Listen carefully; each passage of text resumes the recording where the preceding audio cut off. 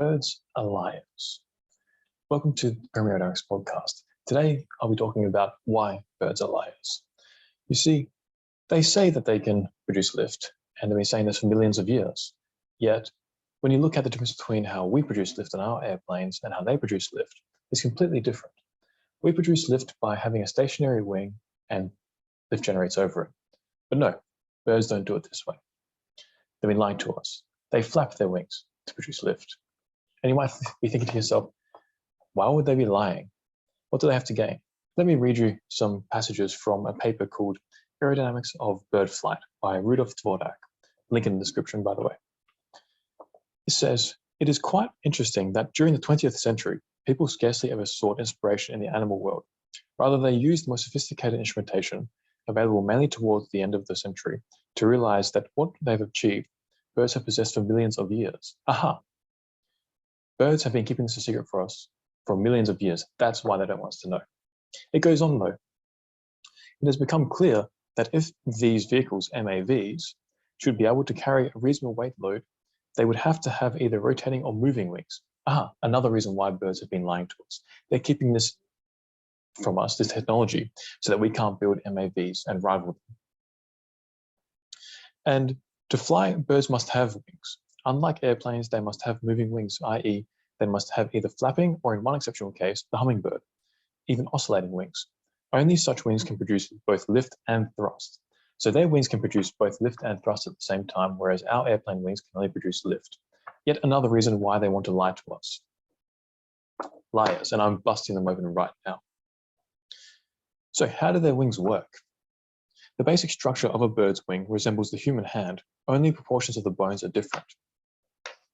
And this paper is a really juicy paper. It's really good. I was actually at the conference that this paper was presented at, and I met Professor Dvorak as well. And this figure here shows the exact geometry of a wing. And it consists of two main types, primaries and secondary feathers. The primaries are connected to the bird's fingers. Primaries are the longest and narrowest of the outer feathers, and they can be individually rotated. These feathers are the main source of thrust, mostly generated on the downstroke of flapping flight. On the upstroke, the primaries are separated and rotated, reducing air resistance while still helping to provide some thrust. So on the downstroke, they all lock together and they come down. Then on the upstroke, they separate and they rotate so that they have less surface area, and then they have less drag coming up, or less opposite force coming up, and less drag, I guess, in certain sets. The secondaries are connected to the ulna. They remain close together in flight. They cannot be individually separated like the primaries, and help to provide lift by creating the airfoil shape of the bird's wing. Secondaries are usually shorter and broader than primaries. And then there's also this other part called the ulna.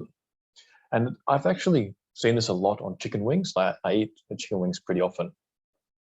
And I always see these little bits jutting out from the wings. And I always thought they were just abnormal growths from how the chickens are farmed and raised. But no, they're actually part of the wings. And the ulnar feathers are not flight feathers in the strict sense. However, they are very useful in slow flight. Attached to the bird's thumb, they lie normally flush against the leading edge of the wing and attach only at high angles of attack, creating a gap between the ulna and the rest of the wing. Compare with slats on airplane wings. So on airplane wings, when you want to generate very high lift, you often need to have another flap just in front of the wing so you can camber this down effectively, create a much bigger wing with more camber. And then there's air going in between the two, which then re-energizes the flow going over the second part of the wing and keeps the flow attached. You usually need to do this when you're trying to extract so much work out of the flow. Now, on the downstroke, I was still saying, the vanes of each feather have hooklets that lock the feathers together, giving thus the wing, if locked, the necessary strength to withstand the lift and to maintain its shape. Now, this is so amazing, and this is why I can imagine why birds, including pigeons, have been trying to keep that technology from us. The primaries, these feathers form the tip slots, which can considerably reduce the induced drag by acting as winglets, i.e. by making wings effectively non-planar and eliminating thus the intensity of the tip vortex by spreading the vortex vertically. So yet another piece of technology on these wings. So these primaries, they can feather them, so they stick them out at different angles, and that way they're not one surface and they don't create a very strong tip vortex. That then reduces the induced drag. Now, how can birds have snuck this by us for so many millions of years? Well, these abilities, flight, are supported by a very short reaction time, which is almost by one order lower than in humans. Aha! Birds are smarter than humans. Their reaction times are 0.02 seconds approximately. Humans are 0.2. That's how they've been able to slide this past us all these years. But not anymore. Now it's out in the open. The downstroke is often called the power stroke, as it provides the majority of lift and thrust, while the upstroke is a recovery stroke. Now, how does the wing upstroke? This has been a phenomenon that has plagued aerodynamicists for millennia. Oh, maybe, I guess for millennia, yeah. I'll go with that. During the upstroke, the outer part of the wing must return with as minimum drag as possible, usually with zero angle attack. So these primaries and primary coverts. The bird partially folds its wings, reducing thus the wingspan. So by bringing them in a little bit, as the area that you sweep up is smaller than the area that you sweep down on the downstroke, because the wing is extended out a bit more. As a rule, the primaries open, allowing passage of air through them, reducing further drag, as we were saying. There is little up and down movement. The inner part of the wing, behaves in a different way. There is little up and down movement, so that this part of the wing continues to provide lift and functions more or less as a fixed wing. So this section here doesn't actually move too much up and down. It's more the outer part that actually flexes up and down. So even though the bird is flapping, a lot of the wing is still producing lift and it can still continue to glide to some extent. Birds can very efficiently change the wing area. This is typical namely of seabirds, who can almost instantly switch from a cruising flight with fully extended wings to a dive with wings close to the body. Even when descending for landing, the area of the wing is decreased by raising the inner part of the wing upwards. This at the same time increases the bird stability. Now, the reason why the stability increases is because when you put a wing up, so both wings up, it sort of acts like a pendulum. And this is called dihedral, which we use on airplanes as well. So we have got something right. But birds have given us the slip every time since.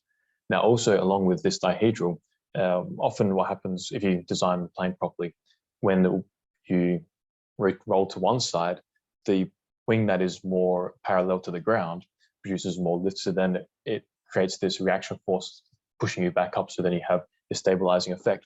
And you can see this on pigeons. Like if you look at pigeons anytime you're out and you see them flying and usually gliding down, they usually go in this dihedral motion where the wings are very far up, and this is a V shape. Slotted wing tips are typical of birds that soar over land.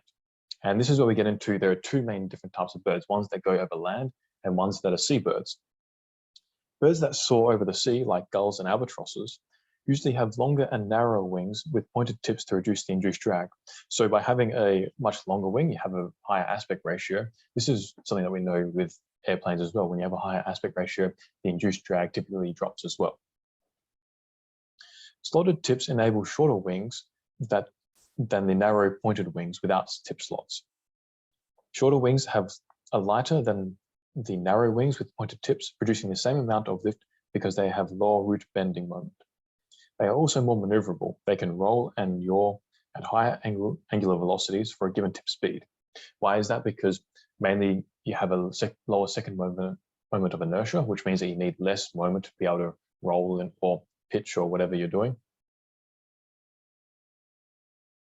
All that is advantageous for birds flying in a constrained environment like forests and soaring in unpredictably changing gusts over land. Seabirds are adapted to different living conditions. This is the second type of bird. They operate at higher average speeds, and slotted tips may become a liability at these speeds, increasing profile drag more than reducing induced drag. And not only do birds have wings, they have tails. I don't know if you've managed to uncover this little dirty secret of theirs. The tail is an integral part of the bird's lifting system. Unlike the tail of an aircraft, it is very close to the trailing edge of the wing and helps to make the wing morphology more versatile. It has a variable area and a variable aspect ratio. It maintains stability and balance, especially in slow flight, where the tail is widely spread to enhance the flow over the wing in a similar way as an extended slotted flap from the trailing edge of an aircraft. Now, not only do they have these tails and regular wings, they also have the underwing coverts. These underwing coverts open automatically along the leading edge at high angles of attack. They operate as an automatic high lift device analogous to a Kruger flap, increasing the wing's effective camber. Now, this is a picture here that I have it, but I can sort of see it there a little bit, but the next picture that I'm going to show you here, they're quite obvious just around there and here. So how Kruger flap works and these work is very similar again, how I mentioned before, where you have two wings effectively, and they both produce lift, and then between the first and the second wing, you have air coming in to re-energize the flow over the second wing, because if you're trying to work the flow so much, it's going to usually stall and you're going to lose lift. So during landing, this picture here shows how birds land. During landing, the landing maneuver, the tail is widely spread, so you can see here, extending thus the wing surface and its camber to generate maximum lift as possible. Close before perching, the tail moves up, pushing the birds upwards, or even partially backwards, to the position where the wings stall and the bird slowly perches down. To enhance braking immediately before perching, the bird may use a few wing beats with wings fully extended and set against the flow direction. The tail again lowered down to increase the lift. So this is a lot of information about how birds fly, but they're just so complex, and there's even more. I'm going to go into another bit here, which is now going into separation patterns. So we know how birds fly. They have two separate parts of their wing and how they flap up and down, and how each part of those wings, they move during these motions and how they produce lift and thrust. And we even know that they have Kruger-like flaps and little allulas to prevent stall. There's also another thing that they have. So separation starts near the trailing edge, but very quickly moves upstream to the low pressure peaks at the wing crest or near to the leading edge, which is quite common among airfoils. We're not that surprised by that. Many airfoils have a similar sort of stall pattern. However, this reverse flow can be slowed down or even eliminated by self-activated flaps. Span-wise fences on the wing upper surface formed by covert feathers raising up automatically when necessary. So these are barriers that effectively stop the separation going more forward. So that's really amazing. We don't really use them in airplanes very much. Traditionally, tipped vortices are considered as a nuisance in increasing the drag. However, in low aspect ratio wings, they can favorably enhance the lift. The downward velocity behind the flyer, so this figure here shows one flyer, let's say, and you have these tipped vortices rotating. You can see there's downward velocity, this vorticity. These vortices induce flow and it goes down. But on the other side, there's actually flow going up. It induces flow going up. And this upward velocity flow outside of the wake, and in a V flight formation of migrating birds, this can be used by the follower's wing as an energy-saving contribution to generated lift. In addition to this, the increased downwash is also beneficial at near-to-ground flight, ground effect skimming over the water surface, for example. This gives the bird considerable performance advantages, including a reduction in mechanical flight power as much as 35%. So ground effect we are fairly aware of. Air pilots and that, when you try to land a plane, they often find that there is so much more lift being generated that it becomes quite difficult to land a plane. And some planes are almost nearly impossible to land. So they even have to go into this stall pattern just to get down. So, with the only exception of a hummingbird, birds generate lift and thrust by flapping the wings. This is a complex, unsteady, and three-dimensional motion of the wings. changing at every instant with the new position of the wings. The aerodynamic analysis of bird flight was usually based on the quasi-steady assumption. So this is, again, birds were lying to us by saying that their wings don't flap, but they do. And we thought that this means that they had quasi-static motion. So there's not really this transient or dynamic fashion to the flow.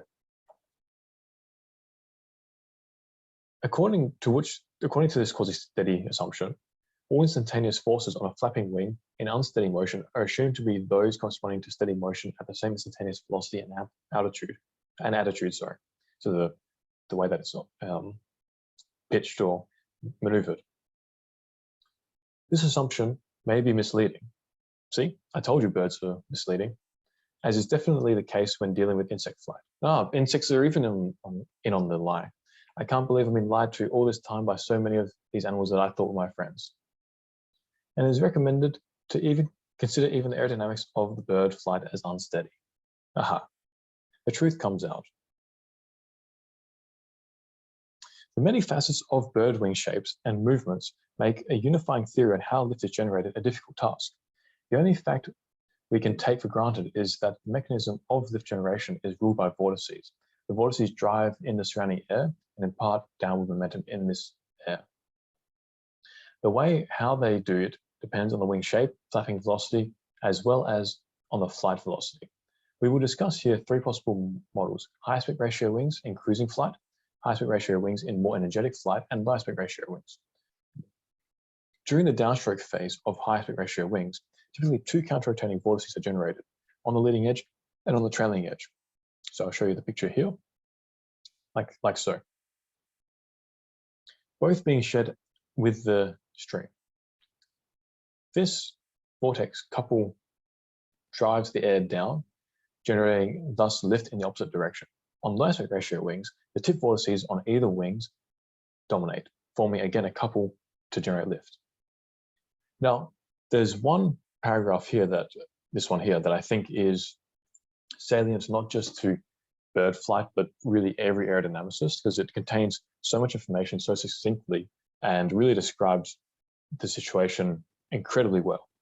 And this paragraph reads, wake is a kind of footprint with which any flying body leaves behind in the surrounding atmosphere.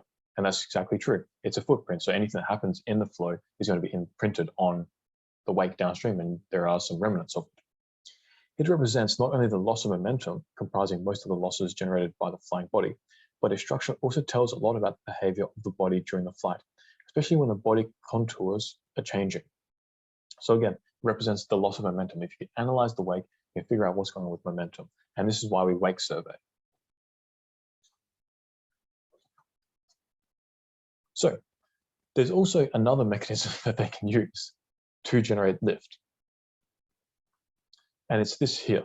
Now, this is akin to a few other situations in aerodynamics. So by increasing the frequency of the wing fluttering, so how much they oscillate it, the frequency of the vortices in the wake, so if you have a lifting surface with a blunt trailing edge, you'll get a von Karman streak. And this one is when there is no, it's a classical von Karman streak, so when there's no oscillation. Then when you mildly oscillate the airfoil, the vortices are changed like so. And then when you oscillate even more, they transition to something like this, and they actually produce thrust. So by increasing the frequency, the vortices in the wake gradually acquire opposite sense of rotation. The wake becomes inverted, like so, and the wing produces thrust. This effect has been known since Knoller and Betts perceived that flapping a wing in a free stream flow resulted in an effective angle of attack with a normal force vector containing both lift and thrust components. So I don't know who Knoller is, but Betts, if you don't know about him, he was like one of the original Macs of aerodynamics. Like he was around back when Prandtl was around, even before von Karman. And he did so much fundamental aerodynamics that he really contributed a lot to the field. One example is for wind turbines and turbines in general, there's something called the Betts limit or the Betts theorem. And what he figured out theoretically was what is the maximum amount of energy you can extract from a flow going through a turbine. So the flow going through has a kinetic energy, and the goal of the turbine is to extract some of that kinetic energy as much as possible. For example, wind turbines. And what he calculated was the maximum possible amount of kinetic energy you can extract from a flow, any flow, is 59.3%. And it may seem not very obvious to begin with why it isn't 100%, but the reason why is because you have to look at how a turbine works. So a turbine spins with the flow coming in and it extracts the energy. Now, in order for a turbine to work, the flow has to go through it. And if you take all the kinetic energy out of the flow, it means that you're reducing the velocity of this flow to zero because there's no kinetic energy. So if the flow reduces to zero, it can't go through the turbine. It has to stop in the turbine, so the turbine ceases to function. And Betts, through his theory, found that the maximum limit of the kinetic energy you can extract while still having the flow going through and operating in a turbine fashion is 59.3%. If you haven't read it up on Betts, I highly recommend it because he was really good at aerodynamics. So going back to this oscillation technique here, the effect of the inverted von Karman street is used by slowly soaring birds for occasional increase in lift. They slowly flap the wings up and down and generate thus the necessary lift. So in other words, it's just another way that they can produce lift quite easily. It has also been proven that wake depends not only on the species in question, but in the same species it depends on also the particular gait. So the purpose of flight. So if they're flying in a different way, for example, gliding compared to powered flight, the way that they operate their wings will change. And that's why there are so many different mechanisms for so many different birds going on. And in addition to this paper, it goes through a lot of different experiments and measurements. So for example, we have these isosurfaces of behind this bird flying. It is a really good paper. I really enjoyed it. So that brings us to the end of why birds have been lying to us. We thought that they were just flying the way we were. In fact, back in it was a magnificent century, back in the 1900s. It was a magnificent century of hectic research and development of new aircrafts. And at its end, people proudly and immodestly claimed that in flight abilities, their airplanes had reached almost a bird-like perfection. And that's what the birds wanted us to think. But it's not the case. We're still far behind birds in terms of aerodynamics. And this is why. They have such a complex flow and how they move their wings that they generate lift in very different ways. They have different parts of their wings, the inner and the outer. And we do have inner and outer wings. You have the ailerons at the outside, which are used for control, and then the wing flaps more inboard.